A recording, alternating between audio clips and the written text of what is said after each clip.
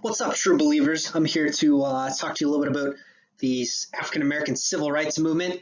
This video particularly is going to be focusing more on the early movement, and then not so much on the accomplishments, but more on the context and the aims, as in the goals, and then the methodology that was used by these groups during this time.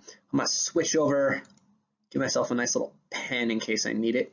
All right, cool. So it's going to be mostly the 1960s and 70s, but we are going to be talking a little bit about the 1950s and how things were happening during that time, and literally just gratuitously using this marker. All right, so let's start out. The big thing, like where this is all going to come from, is looking at how to desegregate American society, particularly in the South, also known as the Jim Crow South, also known as the heart of Dixie. Those areas in the Deep South, we're talking like Georgia, Alabama, Arkansas, Mississippi especially, Oklahoma a little bit, like Virginia, kind of, but some of those Deep South areas, and then eventually moving it up into the North. But the North was not what we call de jure segregated, which means they didn't have laws specifically segregating society, but they did have de facto segregation, which means that society was, like, by default, not necessarily by law, but by default ended up segregated between communities. So just to give you a little bit of background here, so America's black community in the 1950s, there's about 15 million African American citizens in 1950, and 2/3 of them lived in the South, as in below the Mason-Dixon line, as in kind of the old Confederacy area or the border states. And down there, they often call it the Jim Crow South because it was governed by these things that were nicknamed Jim Crow laws, and they were a rigid set of laws that governed black life in the South. There was a variety of different types, but the big goal of it was to insulate white people from blacks and keep African Americans economically inferior and politically powerless. Just give you a couple examples. I just have a whole document about this, but there were rules about schools, obviously, housing, where you could live if you were black versus white, cohabitation, so African Americans were not allowed to live with white people, intermarriage laws, so not allowing people of different races to get married or be seen out in public together, even going as far as saying that, like, white barbers could not cut hair for black patrons and vice versa, and white nurses were not allowed to help or treat African-American patients and things like that. So it's just in every segment of society, socially and economically, trying to isolate African-Americans away from the white population, keep them in a second-class citizenry status, and citizenry status, and then also keep them politically powerless so that they can't try to change the situation that's going on. So one definite way of keeping people politically powerless is to make sure that they don't vote. So only about 20% of people eligible to vote, African Americans eligible to vote in America, were actually registered. And in the Deep South, places like Mississippi, Alabama, and Georgia, it was less than 5 or fewer than 5%. So very politically powerless, and that was one of the key aims of the movement as we go forward. Also, where the laws of, and I forgot to tell you, Jim Crow laws, if you're wondering what does that mean, there's a little picture on the previous slide of the character Jim Crow, and he came about in the 1800s as part of what was called minstrelsy shows, which were these entertainment shows that were in the South and in the North that usually had white people in blackface, dressed up portraying African Americans, particularly slaves, and one of the characters' name was Jim Crow, and he was like this kind of happy, childlike slave that was okay with his condition, and they ended up nicknaming the laws after that character. So if you wonder why that's like the #1 reason why it's offensive to wear blackface today, is not, I mean, it is also that you are dressing up as someone of another race, but it's also because it harkens back to those minstrelsy shows, the minstrelsy era. So anyway, moving on. Where the law was insufficient, these de facto or de jure laws, Jim Crow laws, were insufficient. There was a lot of mob violence and vigilante violence that occurred against African Americans. I gave you a couple examples there that you can kind of look at. The most famous early one is the lynch or the killing of Emmett Till in 1955 after he allegedly leered, or some people say he like whistled at a white woman in a store. And the people that did it, they were found by an all-white jury. They were found not guilty, and they even admitted to doing it afterwards. But because of double jeopardy in the United States, they weren't allowed to be tried again.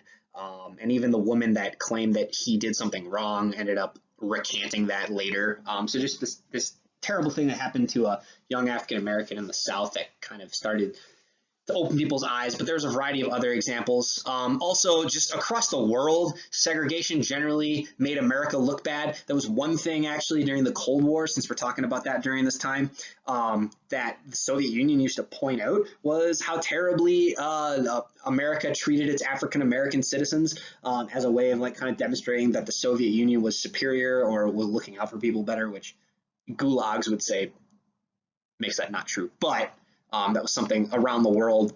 Segregation, other than in South Africa, like really wasn't prevalent in developed societies like ones that America was aspiring to be. But it wasn't just in the South. So we often focus a lot on the South during the civil rights era, but inequality reached across the entire United States, though it wasn't as intense, maybe and enshrined in the legal system as with the Jim Crow South. So here's just a couple examples from the North of some discrimination, racism African Americans faced. So for example, they were unable to buy houses in communities in the suburbs of Minneapolis. Minneapolis still today is one of the more segregated communities, especially in the Midwest. I've seen it. But there's definitely rings around that area where it's much, the housing prices vary depending on the population that lives there. It's a remnant of discriminatory policies that occurred back in the 50s and 60s. They weren't allowed to work construction trades in Philadelphia. They couldn't be hired in department stores in Chicago. And the Federal Housing Administration consistently denied loans to African American families in suburbs. So if you did learned about the suburbs back during the 1950s with the Cold War at home, a lot of African Americans were kind of stuck in the urban areas that ended up having all the white people leave, and then you would have a lack of services and lower income, and then they would kind of spiral downwards from there into a point where people didn't want to go to the urban areas anymore, and that affected African American families and the African American community much more harshly than the white majority that was able to move out of the urban areas. So that's just another example of not necessarily like specific laws aimed at harming African Americans, but ones that did by the way that they were implemented. So you probably have heard about this before, but the time where things get really big in terms of civil rights is in 1954. You have the Supreme Court case of Brown v. Board of Education of Topeka, Kansas, and in a nutshell, it determined, or it stated, that segregation in public schools was inherently unequal and thus unconstitutional, and it reversed a previous court ruling that had pretty much run segregation in America before this in 1896 called Plessy v. Ferguson, which said that as long as facilities were equal, then they could be segregated or separate, and that was constitutional. And the Brown v. Board verdict basically said, no, that's not, like, by keeping them separated, that is inherently unequal, and therefore you have to integrate. And this ended up eventually being expanded to all facets of public life in America. So a secondary part of the decision, which you don't need to really delineate between, was called Brown 2, but that basically just came back because people are like, okay, segregation's unequal. What do we do to desegregate? What is this supposed to look like? And the Supreme Court comes back and they said, hey, we're not lawmakers. We're just telling you that's how we interpret the Constitution right now. So you got to get rid of segregation with quote unquote all deliberate speed. And they're like, thanks, Supreme Court. What the heck does that mean? So different communities started to try to desegregate in different ways depending on their political systems. And then you had southern states that were just going to fight this the entire way and not desegregate. So there's The Deep South organized massive resistance campaigns. You had this thing, and I can give you the document if you're interested in seeing it, called the Southern Manifesto, which is where there was a variety of Southern lawmakers that came out and wrote this letter, basically, that said that they disagreed with the Supreme Court decision, and it was the Supreme Court overstepping its power, and they weren't going to advise their states that they represented to follow integration. Some states started taking public funds away from schools so that they could start private schools and basically deny education to African Americans that way, because technically at this time, private citizens were allowed to discriminate still. You could desegregate like a private business, but if it was a public area like a school, it was not allowed to be segregated. So 10 years after the decision, by 1964, still fewer than 2% of eligible blacks in the Deep South were in classrooms with whites. So this was very slow going and very resisted by people in the South at the time, even after this. So Brown v. Board, huge turning point, says desegregation has to end in public facilities. The cities and governments should not be passing laws that require segregation. These should be going away. Now, what hasn't been decided yet, now, first off, there's resistance, obviously, but what hasn't been decided yet is can private citizens, like people that own restaurants, for example, be allowed to segregate or discriminate against people of different races?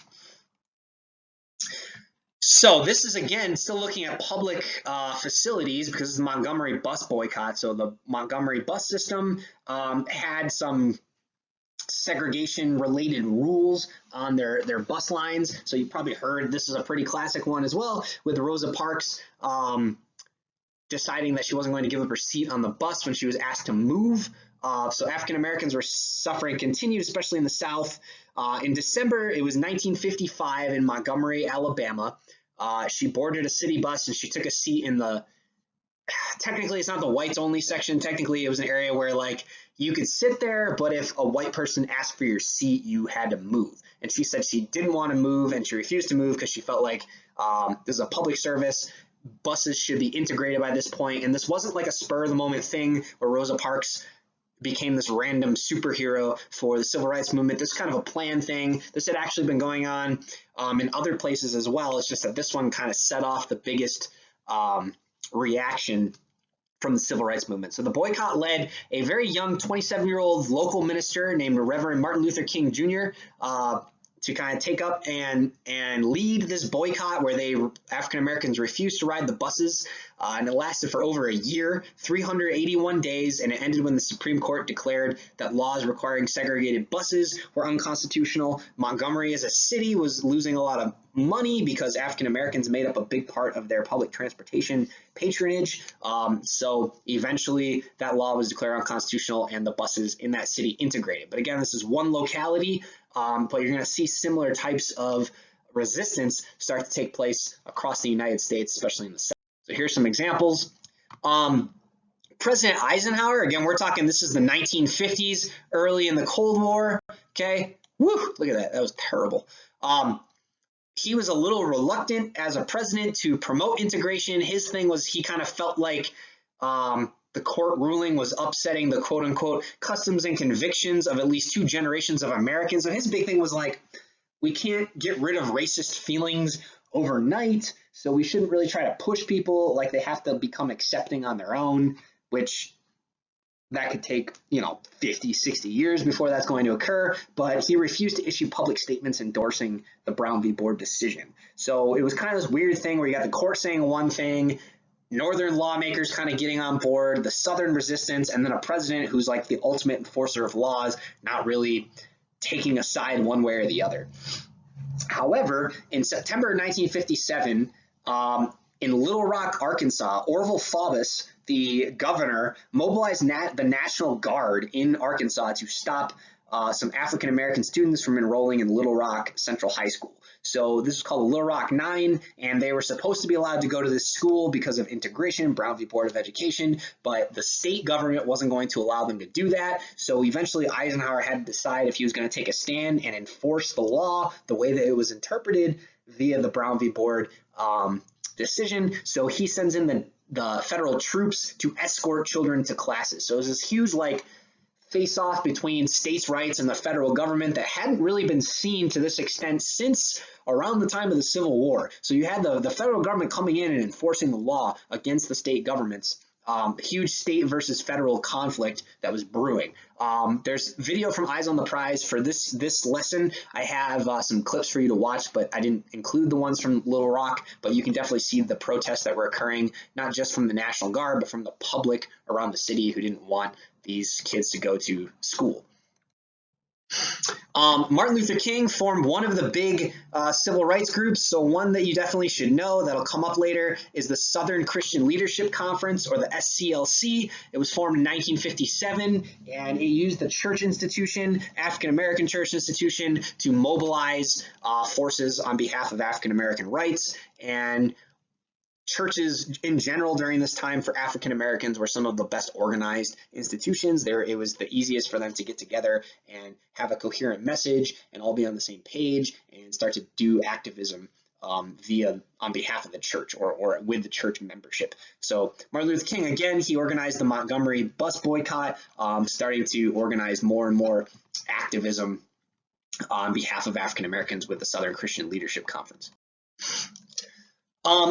Kind of separate from that, in 1960, and this was one of the video clips you can watch as well, you had the sit-in movement, which started, and it actually started in North Carolina, where 4 black college freshmen demanded that they should get service at a lunch counter, like a diner type of thing, that was whites only. And this kind of swelled into a variety of challenges to segregation across the country, most notably in Nashville, which is a clip that you can watch. But basically what you would do is you just go in to a place that was segregated and refuse to leave. They had wait-ins, lie-ins, pray-ins, die-ins, sit-ins to demand equal treatment. And in April 1960, some Southern black students formed the Student Nonviolent Coordinating Committee, SNCC, which was called SNCC for short, not to be confused with Saturday Night Nickelodeon SNCC, which used to have Are You Afraid of the Dark, which used to terrify me when I was a kid.